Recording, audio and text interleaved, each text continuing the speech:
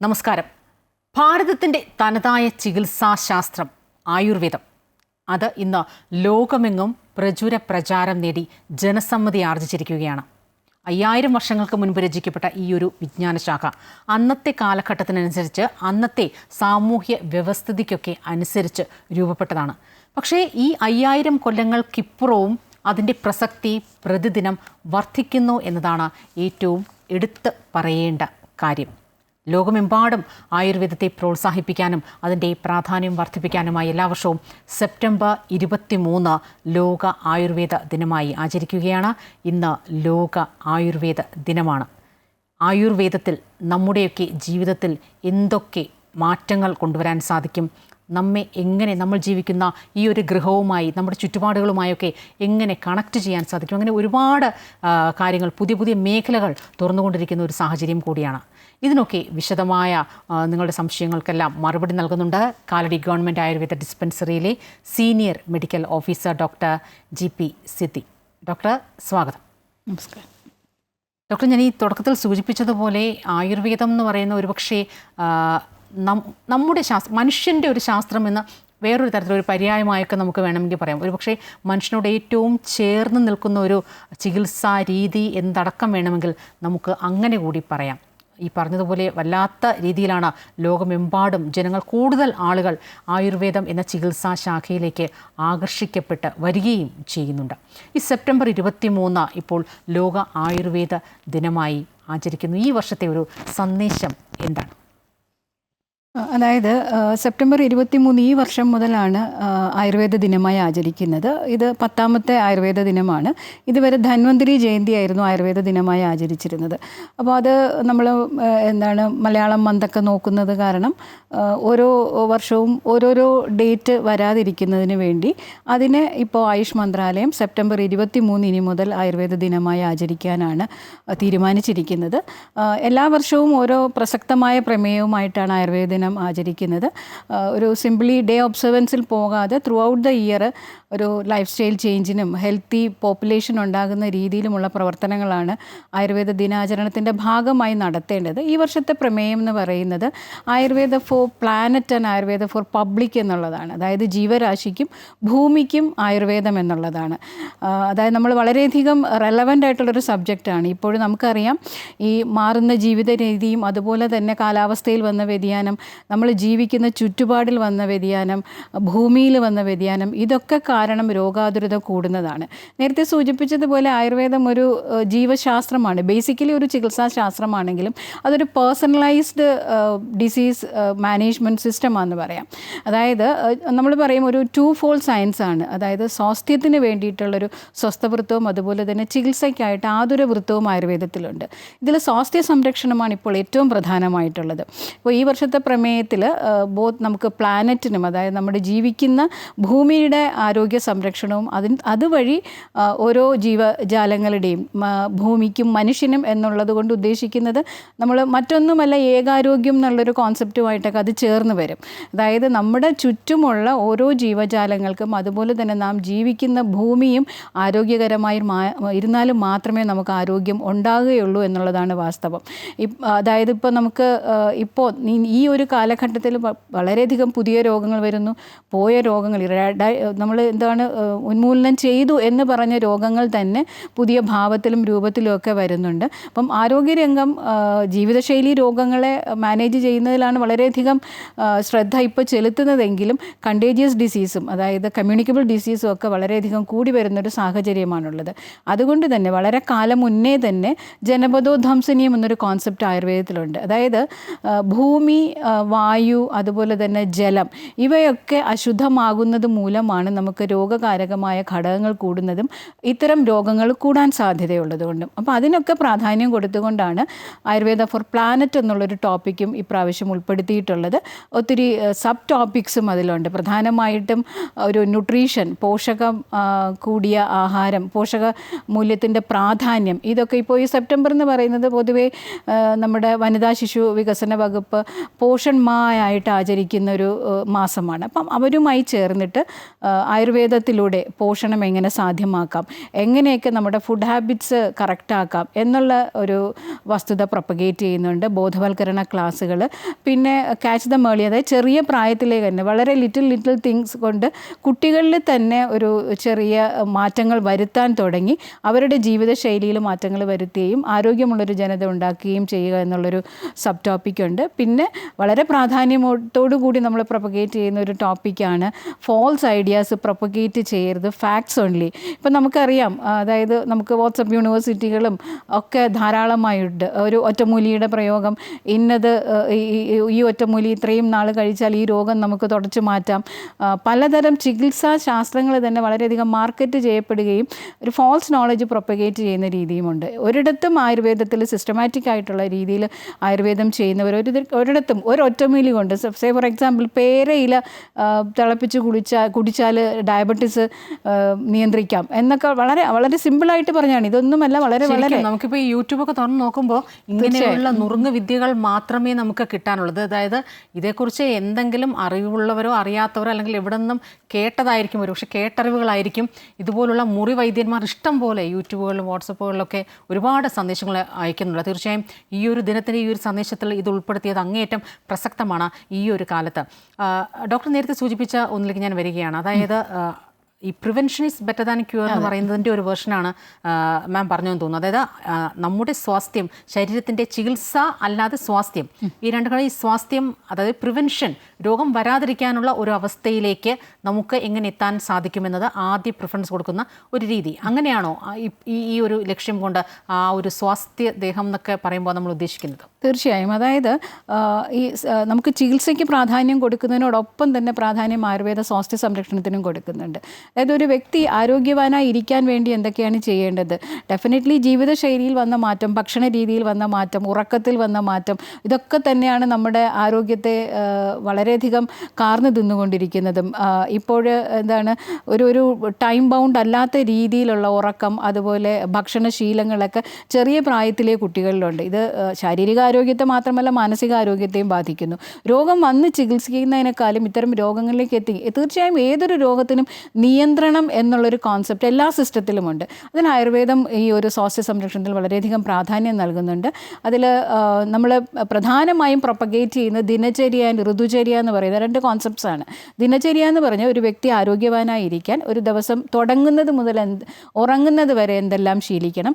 ഋതുചര്യ എന്ന് പറയുന്നത് അതാണ് വളരെ റെലവൻ്റ് ആയിട്ടുള്ളത്. ക്ലൈമറ്റ് ചേഞ്ച് അനുസരിച്ച് ഇപ്പോൾ നമുക്ക് ഒരു ഡെഫിനറ്റ് ആയിട്ടുള്ളൊരു ക്ലൈമറ്റ് ചേഞ്ച് പറയാൻ പറ്റുന്നില്ല എങ്കിലും ഓരോ കാലഘട്ടത്തിൽ വേനൽക്കാലത്ത് എന്ത് ചെയ്യണം, വേനൽക്കാലത്ത് എന്ത് കുടിക്കണം, വേനൽക്കാലത്ത് എന്ത് കഴിക്കണം, എങ്ങനെ ഉറങ്ങണം, എന്ത് ഭക്ഷണ രീതി, എന്ത് വസ്ത്രരീതി, മഴക്കാലത്ത് എന്ത് രീതി, ഇതൊന്നും നമ്മൾ ഇറസ്പെക്റ്റീവ് ഓഫ് ക്ലൈമറ്റാണ് ഇപ്പോൾ ആൾക്കാർ ജനറലൈസ്ഡ് ആയിട്ടൊരു രീതി അങ്ങ് തുടരുകയാണ്. പക്ഷേ ഇത് തീർച്ചയായും ആരോഗ്യ സംരക്ഷണത്തെ നെഗറ്റീവായിട്ട് ബാധിക്കും. വളരെ മുന്നേ കാലത്ത് കാലാവസ്ഥയ്ക്കനുസരിച്ച് മനുഷ്യൻ അവൻ്റെ ആഹാര രീതിയും ജോലിയും വരെ ചേഞ്ച് ചെയ്തിരുന്നു.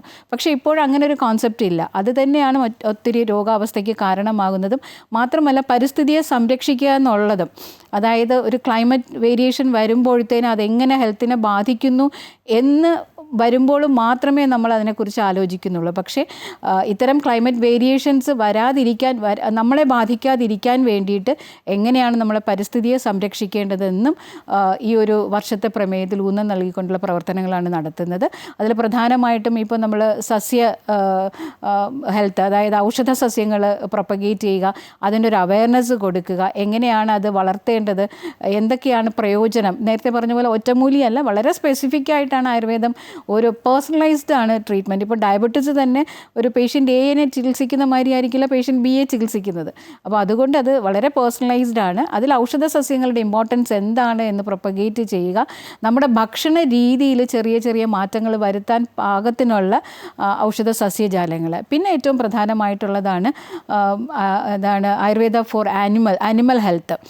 ഇപ്പോൾ നമ്മൾ കഴിഞ്ഞ വർഷമൊക്കെ വളരെയധികം ചർച്ച ചെയ്യുന്നൊരു വിഷയമായിരുന്നു ലോകാരോഗ്യത്തിലും ഏകാരോഗ്യത്തിലും ഏകാരോഗ്യത്തിൻ്റെ പ്രാധാന്യം. ഏകാരോഗ്യം എന്ന് പറയുന്നത് നമ്മുടെ ചുറ്റുമുള്ള എല്ലാ ജീവജാലങ്ങളും, ഇപ്പോൾ വൈറൽ ഡിസീസ് ആയാലും ബാക്ടീരിയൽ ഡിസീസ് ആയാലും ഇവയൊക്കെ നമ്മുടെ ചുറ്റുമുണ്ട്, നമ്മുടെ ശരീരത്തിനകത്തുമുള്ളതാണ്. ഇവയുടെയൊക്കെ ആരോഗ്യം, അതായത് അവ നമ്മുടെ ആരോഗ്യത്തെ കാർന്ന് തിന്നാത്ത രീതിയിൽ, അതുപോലെ നമ്മൾ ഇടപഴകുന്ന ജന്തുജാലങ്ങൾ അവയുടെ ആരോഗ്യസ്ഥിതി എങ്ങനെ ആയിരിക്കണം എന്നതൊക്കെ പ്രാധാന്യം നൽകിക്കൊണ്ടാണ് ഈ വർഷത്തെ ഒരു പ്രമേയം പോകുന്നത്. സ്വാഭാവികം നേരത്തെ മാം സൂചിപ്പിച്ചതുപോലെ നമ്മൾ ഈ ആയുർവേദം പ്രകൃതിയിലേക്ക് കൂടി ഇറങ്ങിച്ചെല്ലുന്നു, അല്ലെങ്കിൽ ഈ നമ്മളും പ്രകൃതിയും തമ്മിലുള്ള ആ സന്തുലിതാവസ്ഥയ്ക്ക് എവിടെയൊക്കെ വലിയ രീതിയിൽ കോട്ടം തട്ടിയതിൻ്റെ ഭാഗമായി നേരത്തെ സൂചിപ്പിച്ചതുപോലെ ഇല്ലാത്ത പല രോഗങ്ങളും വീണ്ടും വന്നുകൊണ്ടിരിക്കുകയാണ്. നേരത്തെ ഉണ്ടായിരുന്നു അല്ലെങ്കിൽ നമ്മൾ നിർമ്മാർജ്ജനം ചെയ്തു എന്ന് കരുതിയ പല രോഗങ്ങളും തിരിച്ചു വരുന്നു. ഞാൻ പ്രത്യേകിച്ച് എടുത്ത് പറയാൻ കാരണം ഇപ്പോൾ ഈ അമീബിക് മസ്തിഷ്ക ജ്വരവും ഒപ്പം ഈ നിപ്പ വൈറസ് ബാധയും ഒക്കെ ഒരുപാട് നമ്മൾ റിപ്പോർട്ട് ചെയ്യുന്നുണ്ട്. അതിൻ്റെ ഒരു ആശങ്കയും വലിയ രീതിയിൽ നമുക്കെല്ലാവർക്കുമുണ്ട്. പ്രത്യേകിച്ച് ഈ അമീബിക് മസ്തിഷ്ക ജ്വരം അതിൻ്റെ മോർട്ടൽ റേറ്റ് കൂടുതലാണ്, 97% ആണ്. അതിന് ഏത് രീതിയിലാണ് ഇപ്പോൾ നിലവിൽ ട്രീറ്റ്മെൻറ്റ് കൊടുക്കുന്നത് അലോപ്പതിയിൽ ഈ പറഞ്ഞതുപോലെ അതിൻ്റെ പ്രതിരോധത്തിന്, അതായത് ഈ രോഗം ലക്ഷണങ്ങളനുസരിച്ച് ചികിത്സിക്കുകയാണ്. ഇപ്പോഴും അതിനൊരു മരുന്ന് കണ്ടുപിടിച്ചത്. അപ്പം ഇങ്ങനെയൊക്കെ വരുമ്പം മാം പറഞ്ഞതുപോലെ ഈ സന്തുലിതാവസ്ഥയ്ക്കുണ്ടായേക്കുന്ന ഒരു മാറ്റം, ഈ പറഞ്ഞതുപോലെ പ്രധാനമായും കെട്ടിക്കിടക്കുന്ന വെള്ളത്തിൽ നിന്നാണ് ഈ അമീബിക് ബാധ ഉണ്ടാകുന്നത് അല്ലെങ്കിൽ ഈ മസ്തിഷ്കജ്വരം ഉണ്ടാകുന്നത് എന്നൊരു നിഗമനങ്ങളിലേക്കാണ് ഇപ്പോൾ ആരോഗ്യരംഗം എത്തി നിൽക്കുന്നത്. അപ്പം ഈ നിപ്പ വൈറസ് വവ്വാലിൻ്റെ നിന്ന് പകർന്നു. അപ്പം ഈ മനുഷ്യരും ഈ മൃഗങ്ങളുമൊക്കെ ആയിട്ട് അല്ലെങ്കിൽ ചുറ്റുപാടുമുള്ള പ്രകൃതിയുമായിട്ടൊക്കെയുള്ള ആ ഒരു സന്തുലിതാവസ്ഥയ്ക്കുണ്ടായ കോട്ടമാണോ ഇത്തരത്തിൽ പുതിയതെന്ന് പറയുന്നില്ല, നേരത്തെയും ഉണ്ടായിരുന്ന രോഗങ്ങൾ തന്നെയാണ് ഒരു പക്ഷേ കൂടുതലായി ചിലപ്പോൾ റിപ്പോർട്ട് ചെയ്യപ്പെടുന്നത്? തീർച്ചയായും പ്രധാനമായിട്ടും അതിൽ പറയേണ്ടത് നമ്മുടെ ഒരു ഇമ്മ്യൂൺ സിസ്റ്റത്തിൽ വന്ന വ്യതിയാനം, നമ്മുടെ ജീവിത രീതി മാറിയത് കൊണ്ടും രോഗകാരക ഘടകങ്ങളിലെ എക്സ്പോഷറിന് നമുക്കൊരു പ്രാധാന്യമില്ലാത്തൊരു രീതിയിലുള്ള ജീവിതമായതുകൊണ്ടൊക്കെ തന്നെ നമ്മുടെ ജീവിത രീതിയിൽ വന്ന വ്യതിയാനമാണ് ഇത്തരം രോഗകാരക ഘടകങ്ങൾക്ക് ശക്തി കൂടുകയും, അതായത് ഇപ്പോൾ അമീബിക് മസ്തിഷ്ക ജ്വരമൊക്കെ പറയുകയാണെങ്കിൽ നമ്മുടെ ജലത്തിൻ്റെ ജലം എങ്ങനെ ശുദ്ധീകരിക്കണം, ജലാശയങ്ങൾ എങ്ങനെ ശുദ്ധീകരിക്കണം, എത്രത്തോളം നമ്മൾ അതിനെ പവിത്രമായി സൂക്ഷിക്കണം എന്നൊക്കെ ആയുർവേദത്തിൽ ഞാൻ നേരത്തെ സൂചിപ്പിച്ച ജനപദോധ്വംസനീയം എന്ന കോൺസെപ്റ്റിൽ പറഞ്ഞിരുന്നു. അപ്പം ജലമാർഗേണ വരുന്ന രോഗങ്ങൾ നമുക്ക് സാധാരണ അറിയാവുന്ന മഞ്ഞപ്പിത്തം, വയറിളക്ക രോഗങ്ങളൊക്കെ ആയിരുന്നു. ഇപ്പോഴത് മാത്രമല്ല, വളരെ തീവ്രമായി, അതായത് മോർട്ടാലിറ്റി റേറ്റ് വളരെ കൂടുതലുള്ള തരം രോഗങ്ങൾ വരുന്നുണ്ട്. അവയിലൊക്കെ നിയന്ത്രണമാണ് ഏറ്റവും പ്രധാനം. ചികിത്സ എന്ന് പറയുന്നത് സിംറ്റമാറ്റിക് മാനേജ്മെൻ്റ് ആണ് ഇപ്പോൾ തുടർന്ന് പോകുന്നത്. നിയന്ത്രണം, അതായത് നമ്മുടെ ഓരോ വ്യക്തിയുടെയും ആരോഗ്യം എന്ന് പറയുന്നത് അവനവൻ്റെ ഉത്തരവാദിത്തമാണ്. അപ്പം ഇത്തരം എക്സ്പോഷറുകൾ കുറയ്ക്കാനായിട്ട് മാക്സിമം നമ്മൾ ശ്രദ്ധിക്കുക. അതുപോലെ തന്നെ നമ്മൾ ജീവിക്കുന്ന ചുറ്റുപാടും നമ്മുടെ പ്രകൃതിയുടെയും പരിസ്ഥിതിയുടെയും സന്തുലിതാവസ്ഥ, അതായത് ഇപ്പോൾ നമ്മുടെ മാലിന്യ മുക്ത കേരളം എന്നൊക്കെ നമ്മൾ പറയുമെങ്കിലും പലപ്പോഴും മാലിന്യ സംസ്കരണത്തിലും ഒക്കെ ശുചിത്വശീലങ്ങളിലും ഒക്കെ ഇനിയും പഠിക്കേണ്ടിയിരിക്കുന്നു പല കാര്യങ്ങളും നമ്മൾ.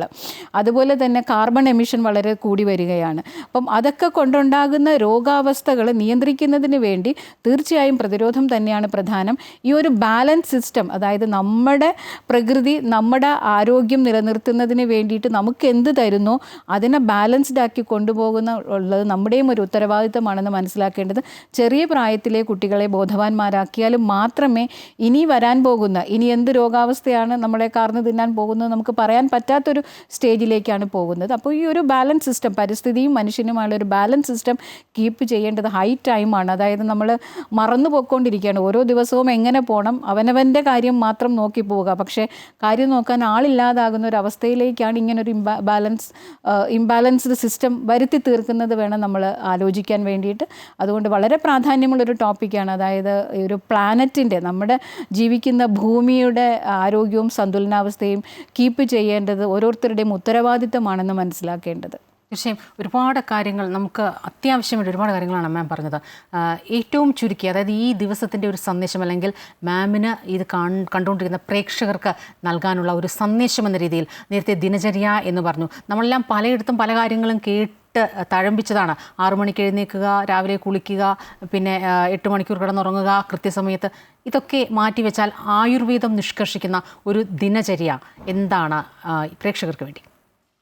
ദിനചര്യയിൽ വേറൊരു ശാസ്ത്രത്തിലും പറയാത്തൊരു പെക്യൂലാരിറ്റി ആയുർവേദത്തിൽ പറയുന്നത്, ഏറ്റവും ആദ്യം ഒരു ദിവസം തുടങ്ങേണ്ടത് തന്നെ ഒരു ശ്ലോകം പറഞ്ഞുകൊണ്ട് പറയാം, ശരീരചിന്ത്യ നിർവൃത്തിയ എന്നാണ്. അതായത് എണീറ്റ് ഇരുന്നുടനെ നമ്മൾ സെൽഫ് ഓഡിറ്റ് എന്ന് പറയും. നമ്മൾ എന്താണ് ഇന്ന്, നമ്മുടെ അവസ്ഥ എന്താണ് ഇന്ന്, എങ്ങനെ ആയിരിക്കണം നമ്മൾ എന്നതൊന്ന് ആലോചിച്ചതിന് ശേഷം മാത്രമേ ദിവസം തുടങ്ങാൻ പാടുള്ളൂ എന്നുള്ളതാണ്.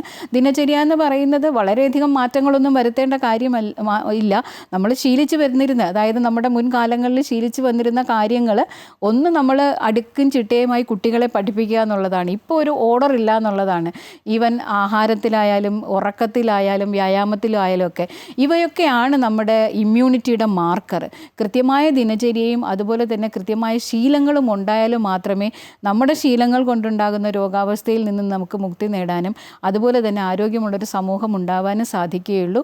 ഈ പ്രമേയത്തിൽ നമ്മൾ ഉൾപ്പെടുത്തിയിരിക്കുന്ന വിഷയങ്ങളെല്ലാം തന്നെ രാജ്യമെമ്പാടും പലതരം പ്രവർത്തനങ്ങളുമായി നടക്കുന്നുണ്ട്. കുട്ടികളിൽ ഉപന്യാസ മത്സരം, ക്യൂസ് പ്രോഗ്രാം, അതുപോലെ തന്നെ റീൽസ്, അതായത് ഈ ഒരു ഐഡിയ പ്രൊപ്പഗേറ്റ് ചെയ്യുന്നതിൽ ശ്രദ്ധിക്കാനുള്ളത് ഈ ഒരു സമയത്തേക്ക് മാത്രം ഇതിലൊക്കെ ഏർപ്പെടാതെ ഒരു ത്രൂ ഔട്ട് ഇയർ ത്രൂ അല്ലെങ്കിൽ ഒരു കണ്ടിന്യൂയിങ് പ്രോഗ്രാമായിട്ടും നമ്മുടെ ലൈഫ് സ്റ്റൈൽ ചേഞ്ചിങ്ങിന് വേണ്ടി ഉപയോഗപ്പെടുത്തുക. ഏറ്റവും ശ്രദ്ധിക്കാനുള്ളത് നമ്മുടെ ആരോഗ്യം നമ്മുടെ ഉത്തരവാദിത്തമാണ്. അത് നമ്മുടെ പ്രകൃതിയെ സംരക്ഷിക്കേണ്ടത് നമ്മുടെ ഉത്തരവാദിത്തമാണെന്ന് മനസ്സിലാക്കുക.